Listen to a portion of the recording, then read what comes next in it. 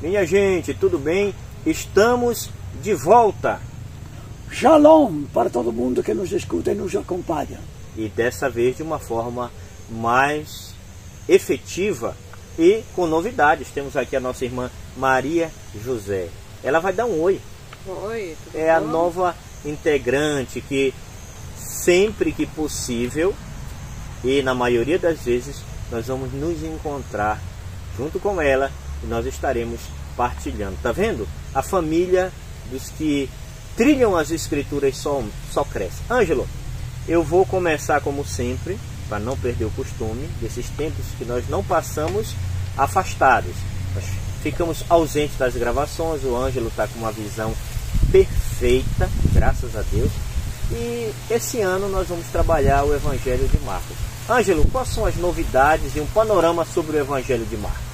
Trabalhamos o Evangelho de Marcos porque é o Evangelho que a liturgia do domingo nos apresenta de Epifania até Quaresma e de Pentecostes até o Advento.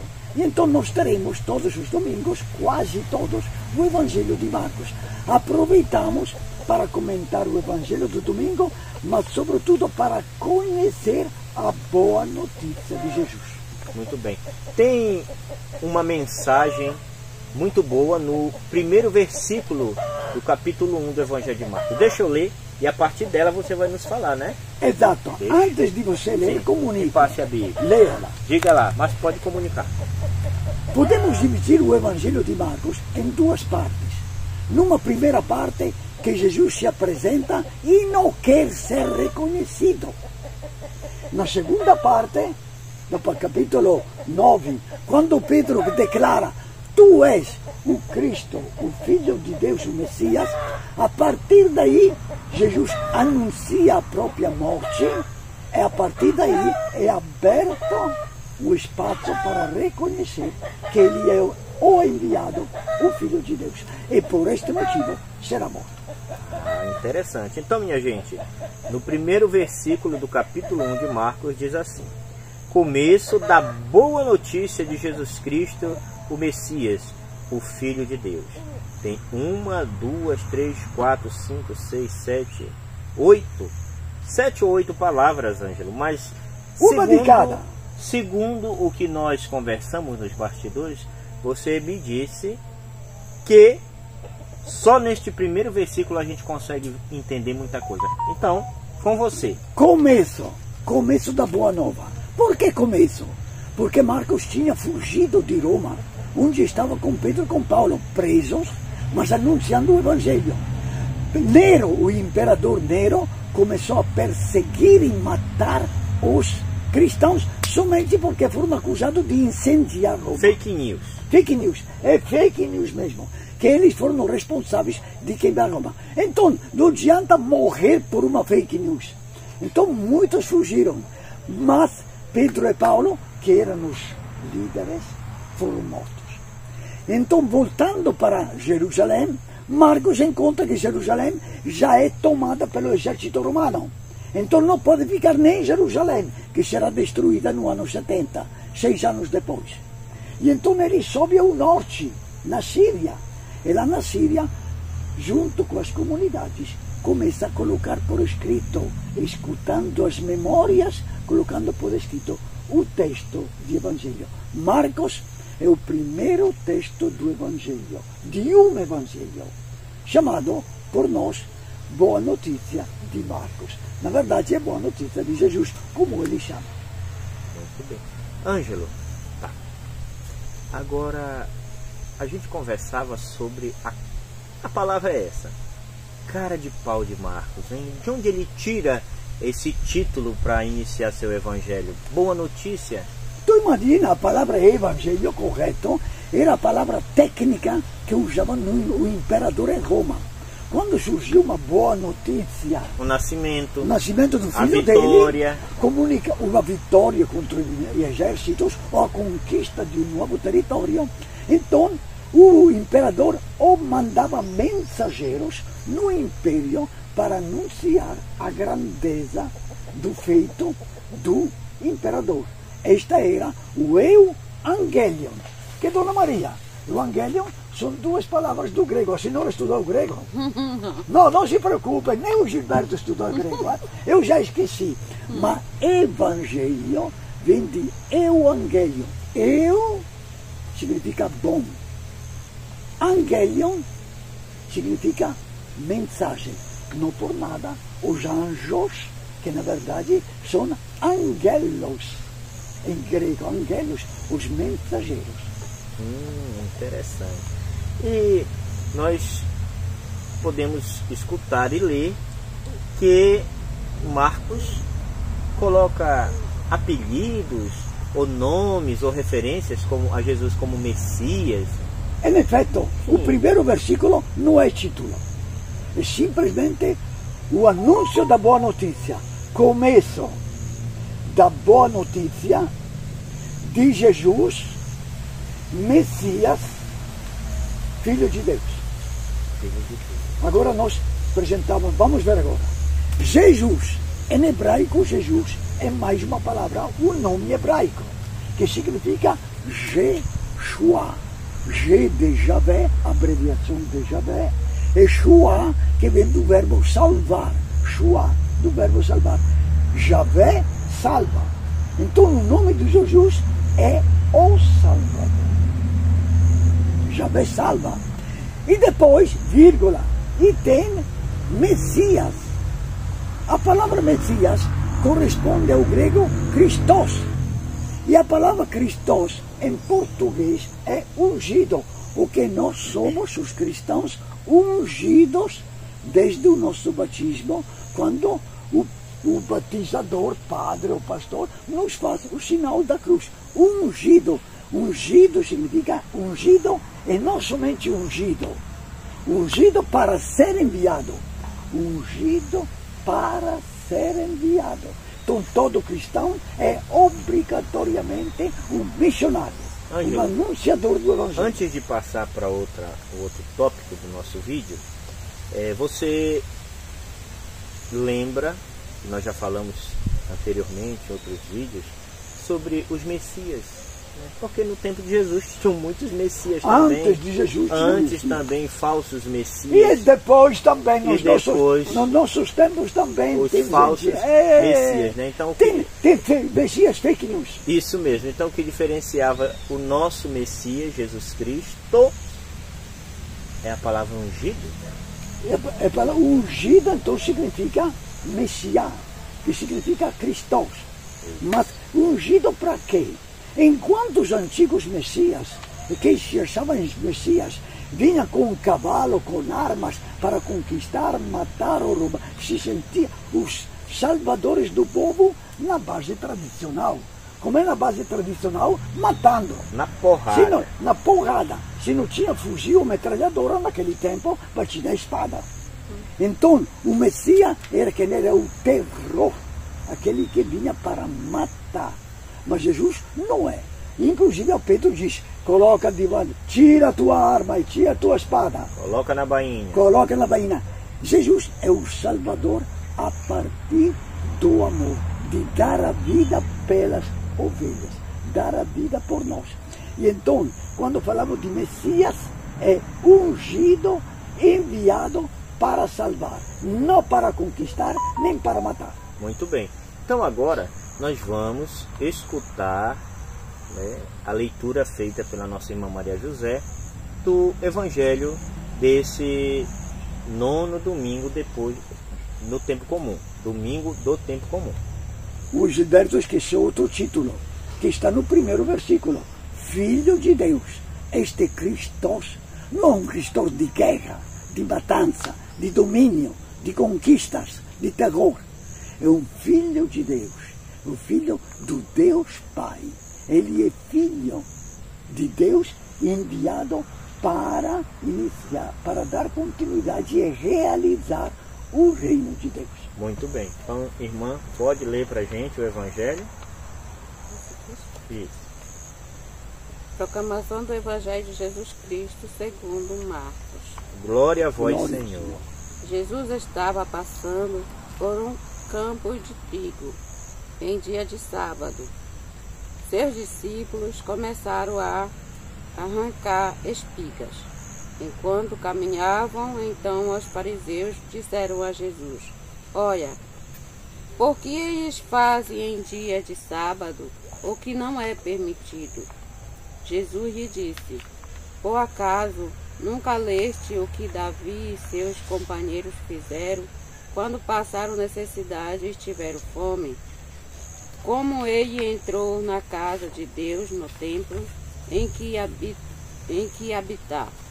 Era um sumo sacerdote, comeu os pães oferecidos a Deus, e os deu também aos seus companheiros.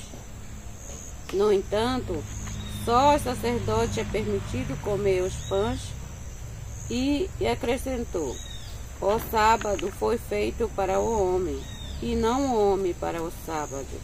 Portanto, o Filho do Homem é o Senhor também do sábado.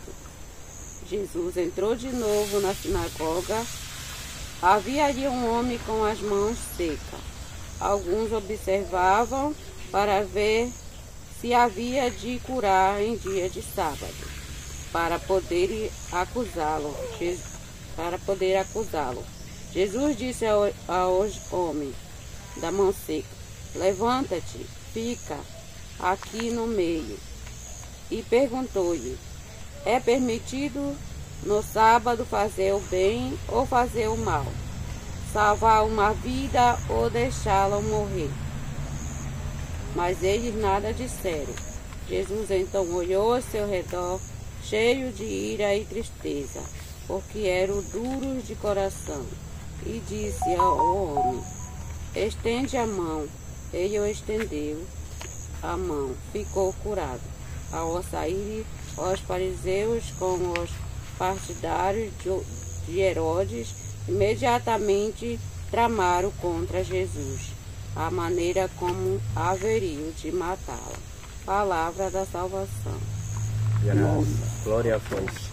Muito bem. Ângelo, antes de você Diga. falar, esses fariseus eram abelhudos, hein? Estavam em todos os lugares à espreita. Aí, pai, Né? À espreita. E quando eles não tinham algo de verdadeiro contra Jesus, como não tiveram, não conseguiram, eles inventavam fake news. fake news. Inclusive, antes que o Ângelo nos fale um pouco sobre esse evangelho, a gente converse, nos próximos tempos nós teremos um vídeo específico chamado Como Comunicar a Verdade em Tempos de Fake News, em breve no nosso canal. Ângelo, a bola está com você. Agora, vamos pegar o nosso texto. Então, no capítulo, vocês que estão em casa, também podem pegar o texto. Qual é o capítulo? Capítulo 2. 2. No finalzinho do capítulo 2, o capítulo 3. Gilberto e Dona Maria, o início do Evangelho do Marcos, além daquele primeiro versículo importante, tem 6 versículos que falam de João Batista. Então dá uma introdução e uma conclusão, não é bem conclusão, do Antigo Testamento. Porque João Batista é o último dos profetas, o maior dos profetas. Por quê? Porque foi ele que reconheceu e indicou Jesus como o tempo novo. E isso foi dito por Jesus. Por Jesus. E ele indicou. E reconhece em Jesus. O versículo 9 do primeiro capítulo inicia o Messias. E até o capítulo 2, onde nós chegamos, Marcos, se nós observarmos bem, detalha dia por dia. 3 dias depois, um dia depois, o dia seguinte, outro dia seguinte. Então, praticamente Marcos, na segunda parte do capítulo 1 e na primeira parte do capítulo 2, apresenta em 7 dias quem é Jesus. E ele, este Jesus, é o Salvador. Praticamente, se o primeiro versículo foi uma introdução teológica, digamos assim, não? E até em hebraico, neste é uma situação prática. Jesus é um cara que vem e coloca a mão na massa para salvar. Já na sinagoga, salva. Estava na sinagoga. Fora da sinagoga, nós vamos ver que salva até, salva leprosos. Vai na casa da esposa do Pedro. Faz uma série de, que nós chamaríamos milagres, mas que é melhor chamar sinais, que a salvação já chegou. E este é o nosso caso. Jesus, no começo do capítulo 3, que é a segunda parte deste versículo que nós lemos, entra na sinagoga. E lá na sinagoga, que era a igreja daquele tempo, Dona Maria, o que é que faz? Os fariseus, os doutores da lei, em lugar de rezar, estavam querendo fofocar o que Jesus falava. O que é que Jesus faz naquela sinagoga? Eles estavam espiando, e aí ele cura. E tá bom. Não. Os seguidores do Antigo Testamento, cuidado para quem aposta no Antigo Testamento. O Antigo Testamento é o período da promessa, mas a realidade começa com Jesus. Com as boas novas. Com a boa nova de Jesus. Então tem várias coisas, não tudo, mas várias coisas do Antigo Testamento que não são para isso, que param e começam uma nova realidade. Até no capítulo 5 de Mateus, naquele primeiro capítulo do discurso da montanha, Jesus diz: vos foi dito, mas eu vos digo. Vos foi dito, mas eu vos digo. E aqui dá para ver. Na sinagoga, diante de um doente que está lá na sinagoga, o que é que Jesus faz? Antes de rezar, está curando. Dona, é mais importante rezar ou curar? As duas coisas. Mas Jesus faz questão de curar uma pessoa doente dentro da própria sinagoga. Porque normalmente, naquela idade, não tinha nem SUS, nem doutores, nem nada. Nem Unimed. Nem Unimed. E os doentes eram deixados ao destino deles. E a primeira preocupação de Jesus é salvar, é curar. E por curar, é perseguido. O que é doutores da lei, sacerdote da sinagoga, o que é que eles dizem para ele? Quem te dá a autoridade de trabalhar no dia de sábado? Aliás, Ângelo, eu lembrei de uma coisa, né? Essa legalidade toda. Já pensou, Ângelo, se chegar uma pessoa lá na UPA, numa emergência, e não quiserem atendê-la porque ela não sabe ou não tem de posse o número do cartão do SUS? Já pensou isso? Mas, em efeito, ainda tem um grupo de cristãos que se acham cristãos que não permitem doar o sangue. Isso. Porque o sangue é de Deus. Só que o sangue é Deus que fez. Mas o sangue é para dar a vida ao corpo.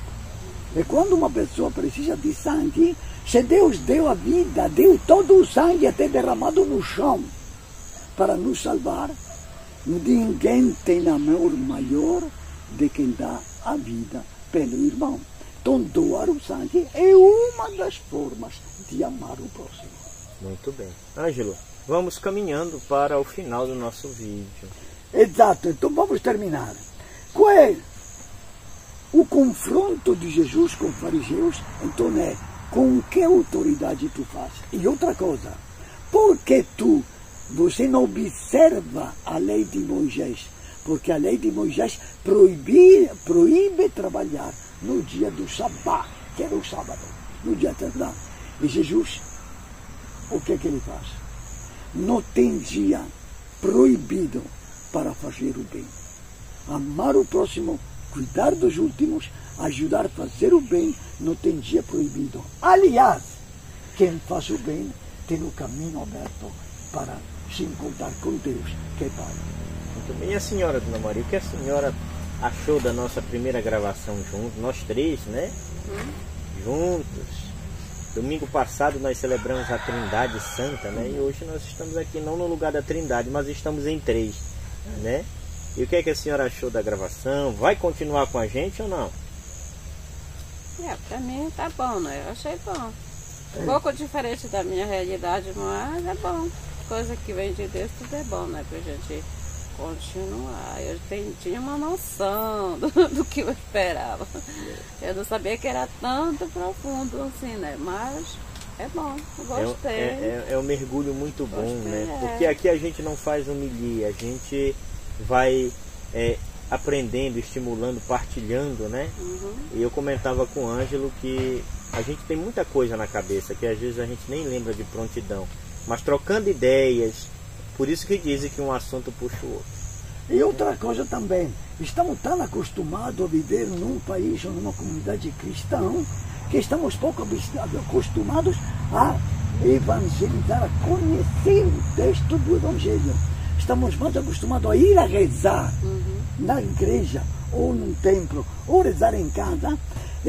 Mas a oração não é tudo. A palavra de Deus nos ajuda a compreender quanto é grande o amor de Deus para nós e quanto é desafiante assumir a fé cristã na vida da gente. Muito bem. Então, minha gente, obrigado pela sua companhia, por nos assistir, partilhar conosco deste momento. E agora, como eu anunciei no início, nós não teremos interrupções.